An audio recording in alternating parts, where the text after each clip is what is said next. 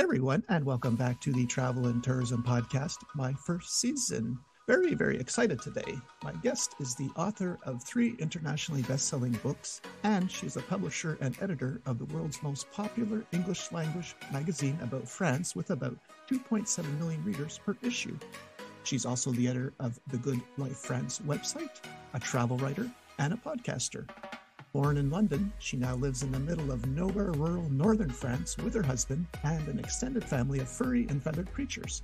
You can find her books on Amazon and in all bookshops online. Her books are titled My Good Life in France, My 4 Seasons in France, and Toujours la France. I read her first book, I loved it, and we will talk about that, the magazine, her podcast called The Good Life France, and a whole lot more today. Please help me welcome author and podcaster Janine Marsh. Janine, how are you? I'm good, thanks, Greg. Thanks very much for inviting me on your show. It's a hot day here in France. We're about to hit summer, but summer hit us early in the north. Unusually, normally rains here, but we've had 4 weeks of sunshine, and I'm bricklaying today, so I'm actually quite glad to stop and talk to you. Thank you for getting me out of it. Yes, since I've read your book, I know probably by now you're probably a master at everything, right? I'm guessing because you started with not a lot of knowledge, if I understand, of how to do construction and renovation, but now you're probably a pro, right? Well, I wouldn't say I was a pro, but I mean, I used to work in a bank, so not exactly DIY material. But, when you live in the middle of France, of nowhere in France, not near shops and lack of builders to a certain extent, you learn to do everything yourself. And actually, it's been really good fun. So, yeah, I'm enjoying it, really. I also worked in a bank and worked with the French for 10 years. So that's why your story, appealed to me so much. So if you wouldn't mind telling our listeners, how did you find your dream house, without really wanting to find it? Like, you're from London, you're visiting France. What happened that day? Quite a long story, hence 3 books. But in a nutshell, my mum died very sadly, and my dad was very bitter and angry about losing her because she'd only been retired for 6 months. He started drinking whiskey to drown his sorrows. And I got this idea into my head that it would be better for him to drink wine. So we lived in London, not very far from Dover. The UK is not a big country, so about an hour's drive to Dover, where we then hopped on a ferry across the English Channel, about an hour and a half. We arrived at the port town of Calais in the far north of France. This was my dad and me and my husband, Mark. It was a really horrible day. It was February. It was freezing cold. It was sleety. It was foggy. And we kind of, got on this ferry and watched the white cliffs of Dover fade into the distance, and we arrived in Calais still really cold and miserable. Bought our wine, and my dad said, I'll treat you to lunch. So we drove for about an hour inland away from the cold coastal wind. We arrived at a pretty little town. Everything was shut.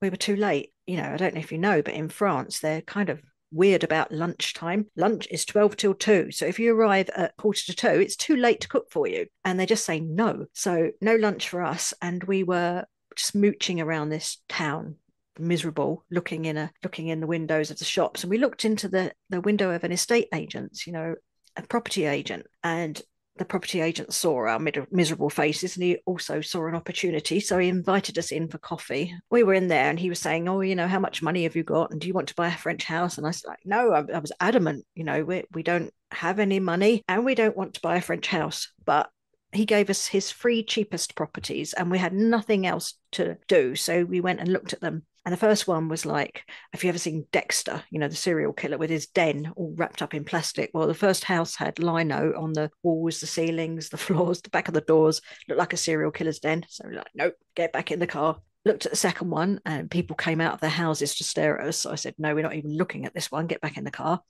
Got to the third one and it was horrible. It looked like a prison. It had like big grey concrete walls around it in a village with absolutely nothing, no cafes, no bars, no people, no sign of life. So I just got out to look over the gate and my dad was moaning in the car. He's like, just go home. It's cold. It's miserable. This is horrible, this house. And then the front door opened and a man came out and he was English, like in the middle of nowhere in France. He said, can I help you? So I just said, we're just having a quick look. Someone just gave us the details of your house. And he said, oh, it's not mine. It's my daughter's. I just popped in to mop up the leaking floors. And my dad was sniggering in the car. But he said, do you want a cup of tea? So I said, yes, please. And my dad and my husband were really moaning because they didn't want to. They wanted to go home. And we went in and it was horrible. to this day, I look back and I think, why did I do it?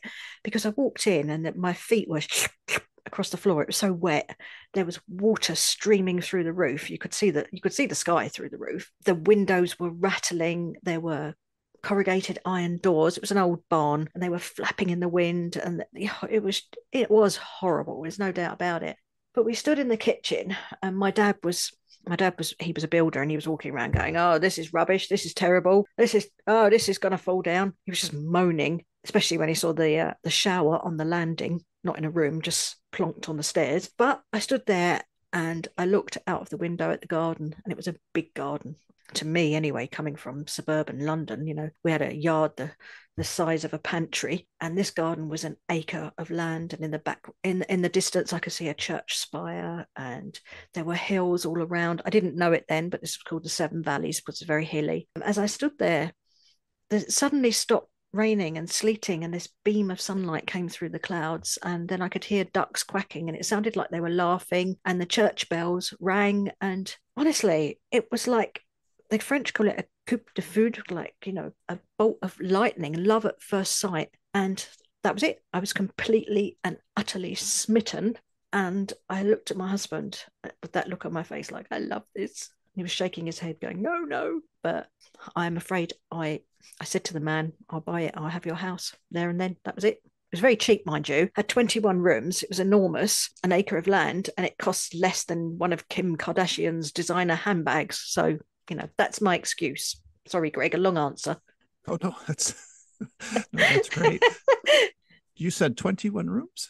Yes. Yeah, I know. It started off, it was originally a cow barn. So it's about 400-year-old cow barn made with flintstones, local flintstones. It's a very flinty area. These original farmers had built this one room downstairs where the cows lived, and there was a room upstairs where the people lived, and it was lined with, it was still there, we call it wattle and daub in the UK. It's like a mix of straw and mud and cow dung, which is slathered all over the walls, all over the ceiling, all over the floor. It's like an early form of insulation. Yeah, that was fun getting out. So it was just 2 rooms, but over hundreds of years, whoever lived there successively added on rooms, more and more. And it's on a hill as well, so they're all different levels, and some were big, some were small. It was a hovel, frankly, an absolute hovel.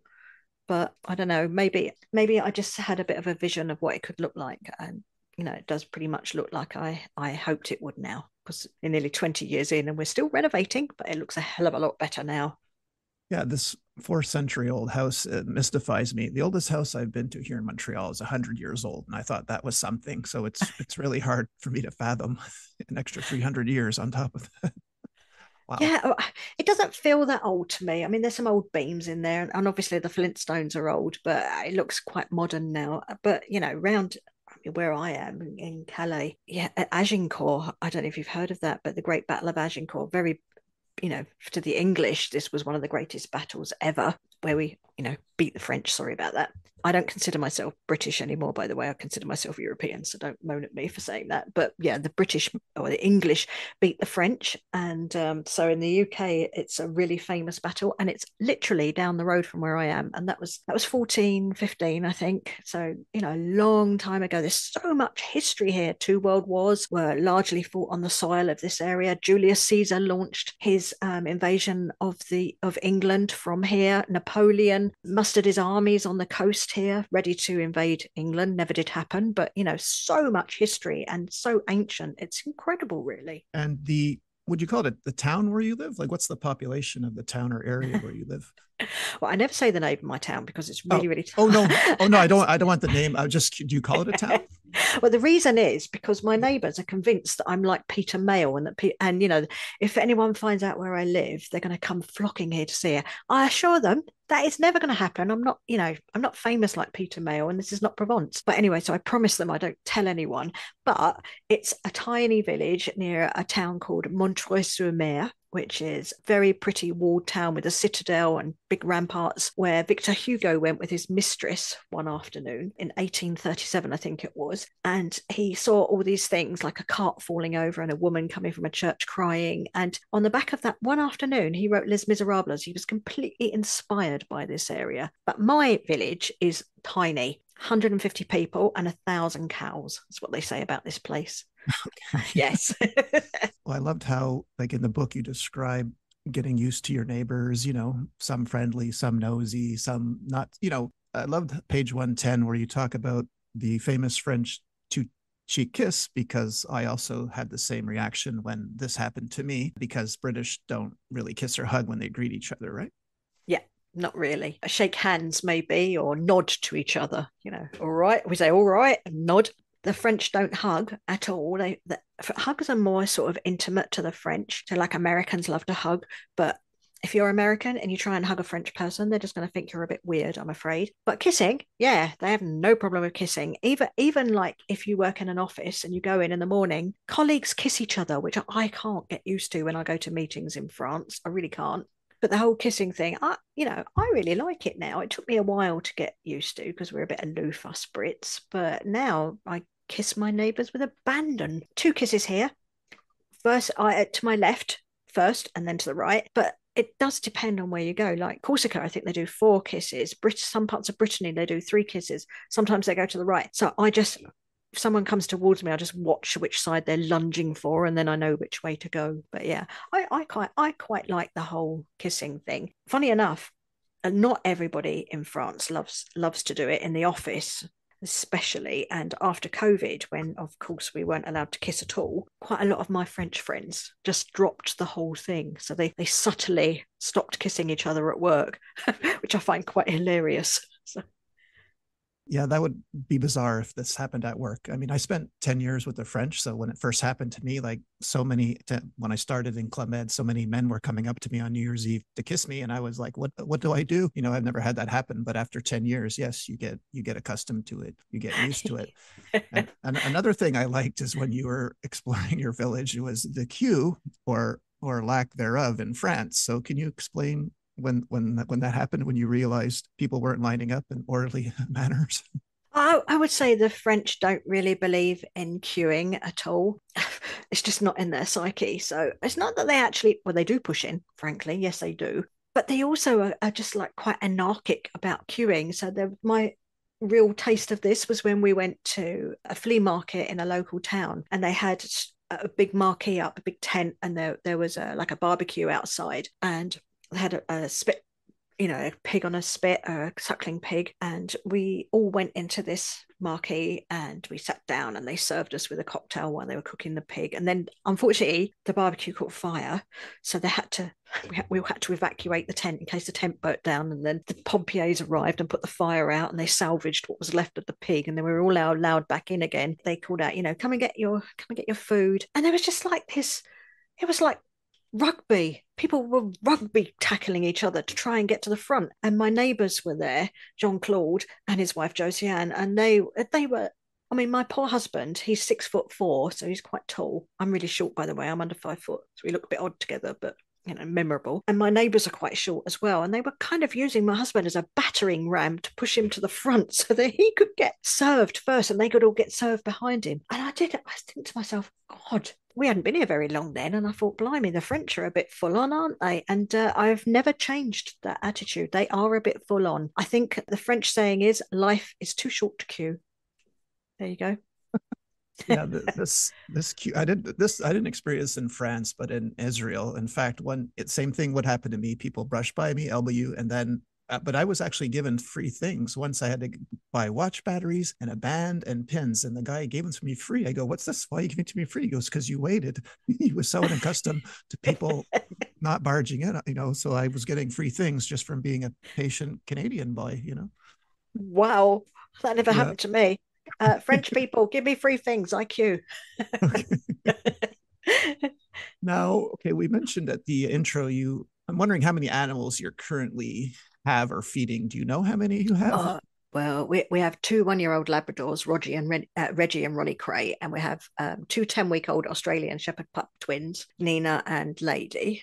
We have 8 cats. I won't go through all the names, we'd be here all day. 8 cats, 4 geese, 7 ducks, 32 chickens, a dove called Doris with a broken wing, and a rescue hedgehog called Charlie.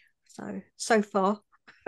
Okay, so this is what I wonder about because I see all these beautiful interspecies relationships on TikTok and all these videos of animals that shouldn't be friends. So how does everyone get along, like on your farm? Like how do there are there occasional spats and then it's set? Like how does that work? Well, I have to say, at the moment, Nina and Lady, the little pups, the 10-week olds, they are obsessed with chasing the cats, and the cats are very much like that. Don't impress me much. So, Okay. yeah, they're not really into it. But the Labradors, absolutely, they are besotted with their new baby sisters. They love them, and we're doing supervised playtime because the Labradors are quite big at a year old, and the girls are quite small, and the girls also absolutely love the chickens. They fortunately they can't get in the pen. They're just a little bit too big now. They could get through the fence at first, but they rapidly grew. And so now they just sit at the edge of the chicken pens, entranced watching the chickens. But yeah, by and large, I would say they all get on really, really well together. There's not many fights. Sometimes the cats fall out with each other. You know, at the end of the day, they in this house, it's love me, love my animals. That's it. Before reading your book, I had never heard the term Nagasaki cockerel. Can you just tell our listeners what a Nagasaki cockerel is, please? it's quite it's actually is a twist to this story that you don't know because it's not in the book. But a few years ago we were at a flea market and we bought a cockerel. He was very, very beautiful, really colourful feathers and quite small, and the people selling him said he's a Nagasaki cock, so Nagasaki cockerel, a Japanese. And I didn't want any more birds because we have that. I think that was the year that 52 ducklings were born, and I had to rehouse them all to people that wouldn't eat them. So I'd had enough of birds that year. So I said, no, no more birds. And my husband was like, well, he's Japanese and he's so pretty. So I gave in the end. The people put him in a box and they were saying, oh, he's a bit nervous, a little bit nervous, but he'll calm down. And then they were taping this box up like there was a devil in it or something and he would never be allowed out. And I thought that's a bit weird. And then I heard, excuse my French, but I heard the husband say to his wife, be careful, that one is a right bastard. And I thought, oh no, I must have misheard because he looked like quite a nice little cockerel. But then as we carried him through the streets of this little village where they had the flea market, people were staring at us. And this thing was going mental in the box. He was kicking, he was scratching, he was headbutting the side, he was shrieking at the top of his voice. He turned out to be a complete maniac cockerel. He ran away as soon as we got him home. We had to run around the field and treading in cow pats at the bottom of the garden, getting him back. In the end, he did calm down enough to not leave, but he refused to stay in the pen. He was like Houdini. He just kept climbing over the sides and getting out. And it was only years later that I discovered he wasn't a Nagasaki chicken at all. I don't actually know what he was, but he definitely weren't a Nagasaki cockerel. But anyway, his name was Nagasaki after Ken. We called him Kendo Nagasaki after that because there was a famous British wrestler called that. So to us, he remains a Nagasaki chicken, a Nagasaki cockerel, but he wasn't really. Sorry, Greg. Okay, no problem. Hope No that doesn't problem. upset you. No, no, no. No, because we're coming up to my favorite part of your book. To me, this is absurdly funny. So I'm currently watching the Tour de France documentary on Netflix called, Tour de France Unchained. And there was a part you write where the Tour de France actually, came by yeah. your village. And what I didn't know was that the day was ruined because a local bakery was closed. Can you explain and there's actually a law about like, can you just explain this in a nutshell? Why even though the Tour de France was coming by, the day was ruined because a local bakery was closed? Well, I mean, the Tour de France, they say it's the greatest sporting event on earth. And it is actually, I think I read somewhere it's watched by something like 1.7 billion people around the world. And for once, in my tiny little corner of rural northern France, which is quite hard to say, isn't it, Greg? Yes. Yeah, the Tour de France came through a local village called Augulier, which is just down the road from us. And so people from miles around flocked to this village to see the stars come by and a caravan, because before the cyclists come by, you have this huge, it's like a circus caravan type thing with loads and loads of vans that are decorated and they throw gifts to the crowds and there's music and it's crazy. It lasts about an hour and it goes, it's car after car and van after van, and they throw bottles of water and someone got hit on the head and everyone was laughing and it was absolutely brilliant. And then after that, the cyclists come through and honestly, it's like less than a minute. They're so fast. They come down the hill, they go through the village and they're off. That's it. It's over. And when it comes to your village, it's so memorable. We know that the helicopters are up there and we're all waving to the helicopter to see if anyone can see us on television. But for most of my neighbours, that the memory of that day. It's not all these marvelous things. It's the fact that the local boulangerie ran out of bread because the French are obsessed with their bread. 98% of French people eat bread on a daily basis. And the baker, the poor baker, he'd been up, like, I don't think he'd even been to bed the night before. He'd made so much bread to accommodate all these people that came to the village. But come the afternoon, he had to close early because he'd run out of bread. And he was quite happy because he got to see the cyclists and the whole Tour de France thing. But everyone else moaned so much. And if you ask anyone around here, what do you remember about the day the Tour de France came to our village? They'll just say, ran out of bread. That's just mad, isn't it? Yes, and I didn't know. I think since 1790, bakers are required to declare their holidays to the mayor. Is this true? Well, it was true until about 2 or 3 years ago, and actually, nearly everyone still does it. So, because bread is so important, so if our local boulangerie closes, he will tell the local mayor, and he will also notify other boulangeries, and he will put signs up for weeks ahead so that we all know, go and get your bread somewhere else. So they all work together to make sure that we can still have our bread. And they've started a new thing in the last year as well. They've got bread machines. So in the next village along from us, they actually have, it's truly bizarre, on the village green opposite the lovely local chateau in a beautiful little village in the middle of nowhere. There is now a big red machine that you can put money on and get a loaf of bread out of. Bizarre, but yeah, gotta have your bread. Probably the only place I know of in the world that must do this, but that's amazing. Yep. I'd like to talk about your website now, if that's okay. Yeah. Your website has so much information: properties in France, regions in France, culture and language, holidays, things to do living in France. So, did your magazine start when you made your website, or the magazine came first and then you put it all on one, including your podcast? Like, what came first? Well, what came first was the website, because we were renovating, as we still are 19 years in. We were renovating, putting in windows. It was winter, and my friends thought it was hilarious because I'd broken a finger, doing some DIY, and I'd broken 2 toes where I dropped a block on my foot. So they were constantly ringing up to find out, and I was talking about my neighbours. They keep ringing up every night, what's happened now? What's happened now? And my husband said, look, we've got to get on with this work. I'm going to build you a website, and you can just put on there, you can blog what's happening, and then we can get on with our work.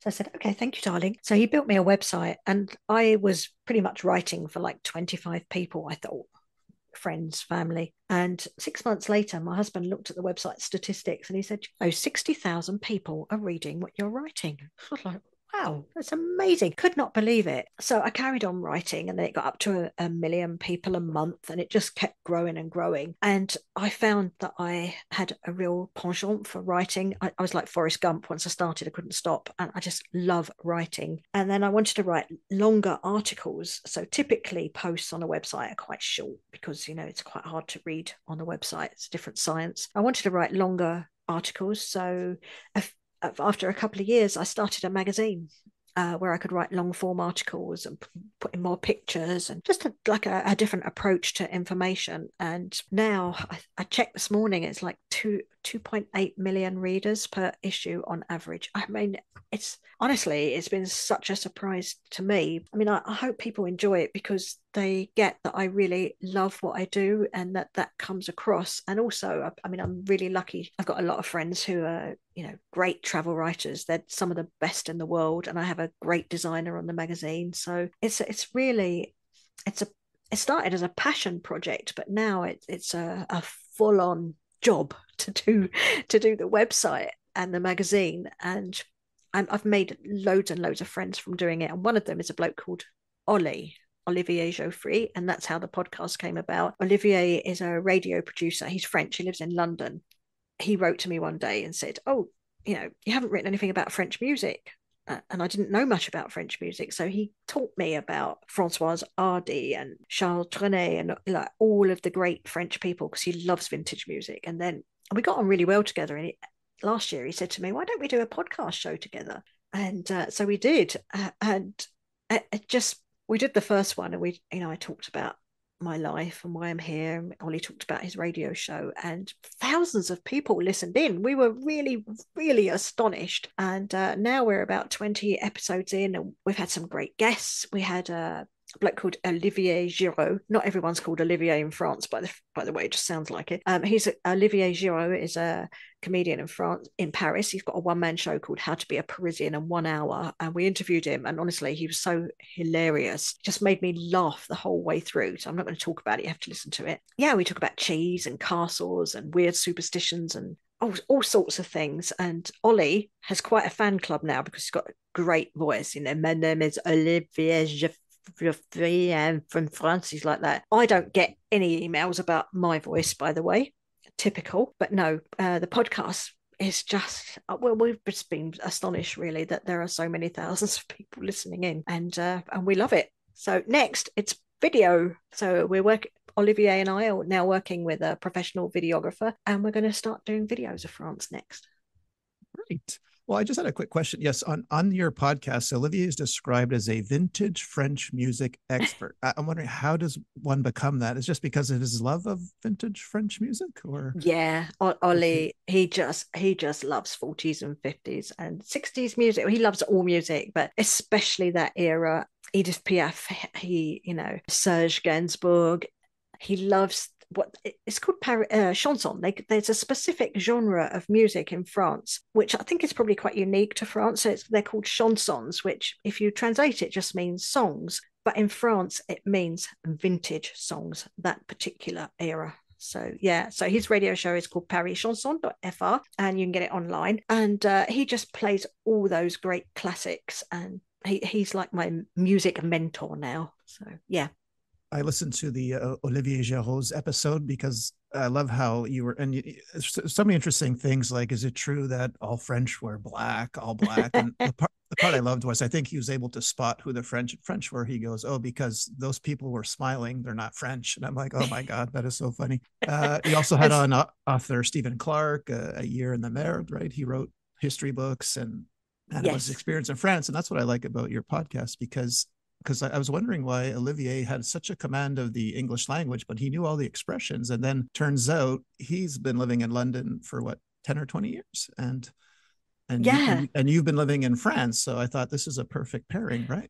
We always say we're like entente cordiale upside down. So Ollie says that I'm more French than he is now. And I think he's more British than I am now. So we know each other's world almost as well as the other one does it, so we I think it just really works well. He gets it and I get it, and somehow it just twins perfectly for us. So yeah. And also he's hilarious. He says things like, one podcast I said Paris is the most popular city in the world, and he says, and beyond. And I say to him, what do you mean and beyond? What is beyond the universe? Well, yes, if there were aliens in the universe, then they would love Paris too. He just comes out with all these quirky sayings, and he just makes me laugh, and I know he makes everyone else laugh as well. So yeah, he's great.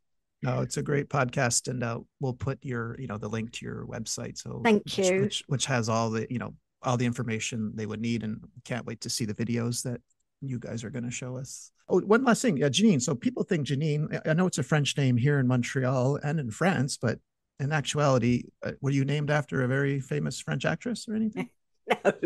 No, I was named after a horse. My dad, my horse, yes. My dad was a gambler. I mean, my dad would gamble on anything, but mostly horses and greyhounds, which were very popular at the time in the UK, greyhound racing. And the day I was born, my poor mum was in hospital in London giving birth to me, heaving away. My dad went racing at Brighton, as men did in those days, and he won money on a horse called Janine. So when he eventually came to see my mum in hospital with the new baby, which he didn't rush, by the way, but he eventually turned up, and he said, and my mum thrust me into his arms, and she said, "Oh, we're going to call her Ethel after my favourite auntie." And my dad said, "No, we're not. We're going to call her Janine. She'll be a lucky filly." So thanks, Dad, because I much prefer Janine to Ethel. So yeah, I think that always gave me a bit of a connection with France right from birth, because filly is a female horse, but it's also from the French word for a girl. So that connection's always there. Also, being a Cockney, as I am, born within the sound of Bow Bells, the Church of Bow was built by William the Conqueror's French archbishop, so there was a connection there. But when I look back you know, even from early days, although I never intended to live in France, I never even dreamed of it until that fateful day when we came to buy wine. I guess that it's always been kind of in my path, a little bit of fate there in the background. Well, I born and raised in Montreal my whole life. I just made the connection now between Philly and Fee. Oh boy, I feel dumb now. Okay. No, but do you know, it happens to me all the time because English, you know, in England we spoke French for 300 years after William the Conqueror. They reckon that something like 65% of the words, or the English words, are actually of French or Latin origin from France. So I do it all the time. I'll say things and I'll think, oh my God, yes, that comes from the French. You just don't even realize how many words there are that are similar. It's incredible, isn't it? It is. It is. No, you're right. I cannot wait to read your next two books, My Thank Four you. Seasons in France and Toujours la France. And yeah, I'm definitely going to keep listening to your podcast because you two both are hilarious. So, Thank and you. I really want to thank you for taking the time to come on and tell your story here today. Thank you, Greg. I have to get back to bricklaying now. Yes, yes, I know. I know. The bricklaying has been on my mind, so I won't keep you any longer. So, everyone, that was the amazing Janine Marsh, and we'll see you all next week. Bye.